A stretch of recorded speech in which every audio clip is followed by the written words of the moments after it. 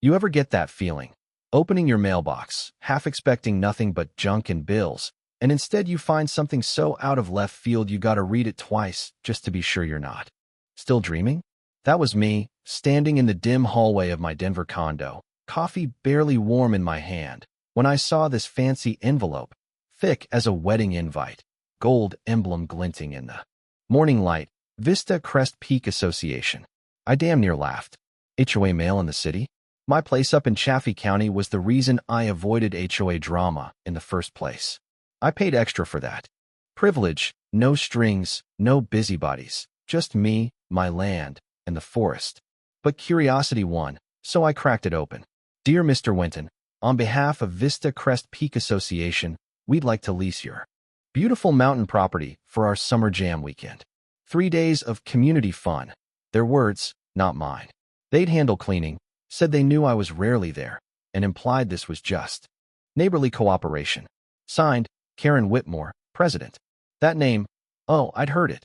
Queen of the HOA a mile down the mountain, the kind who treats every pine needle like it's HOA jurisdiction.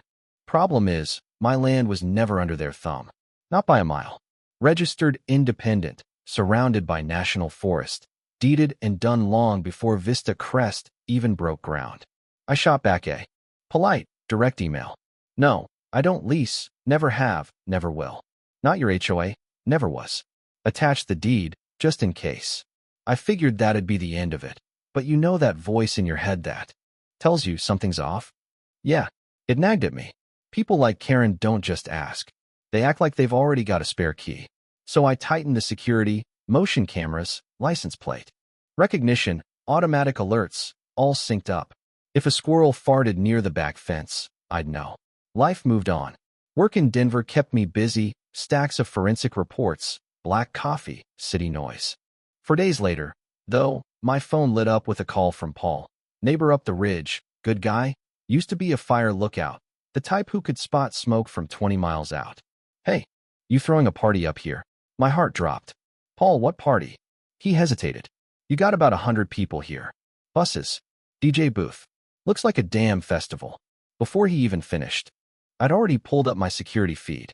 There it was, 3 white charter buses, gravel lot overflowing, people streaming out with tables, balloons, coolers. A banner. Vista Crest HOA Summer Jam. Not just trespassing, an invasion. My gate, forced open. Chain cut. Kids on my hammock, strangers firing up my grill, some woman trying to hang streamers on my satellite dish. You know that feeling. When your blood goes cold and you switch from panic to surgical. That's where I was. I hit lockdown. Doors sealed. Floodlights ready to pop. Microphones live.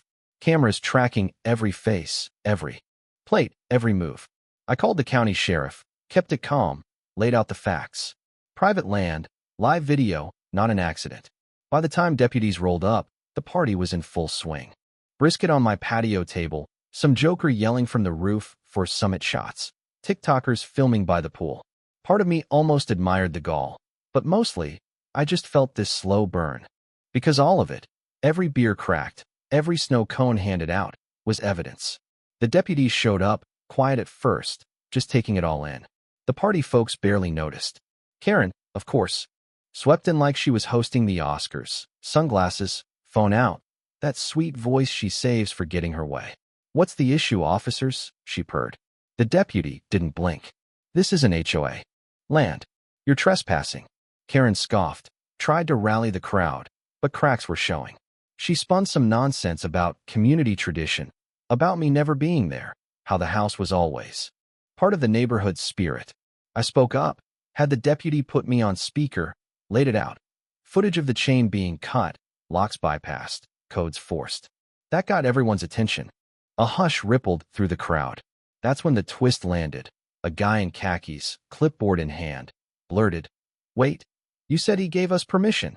Another woman, clutching her kid, shot back. "You told us it was just paperwork."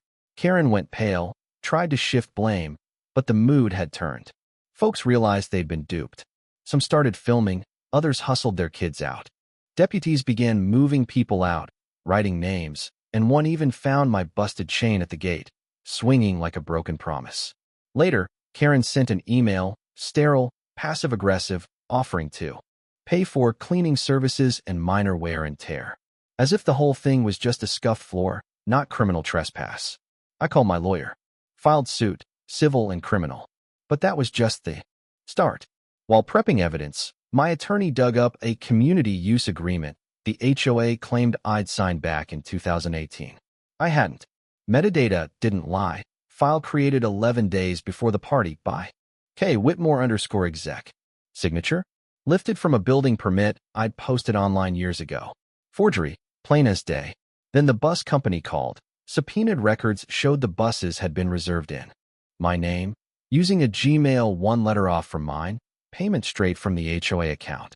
Karen's fingerprints all over it. Identity fraud, misuse of funds, the whole 9 yards. It snowballed.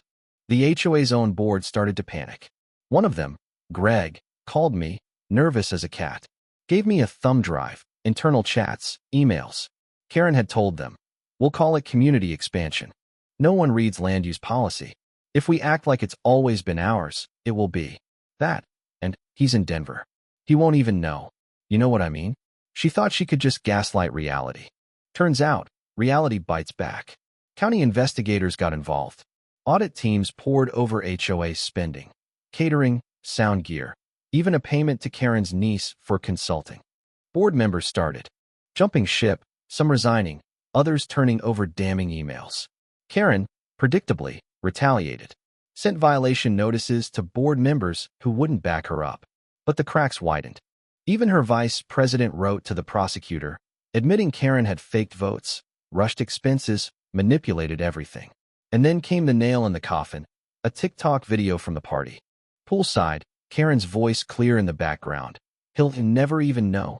He's in Denver. It's not like he has surveillance up here. That went straight into the DA's file. Criminal charges, trespass, forgery, identity theft, fraud, misuse of funds. Karen tried to spin it, called it a witch hunt, said she was being targeted for female leadership. The judge didn't buy a word. In court, it was a slaughter.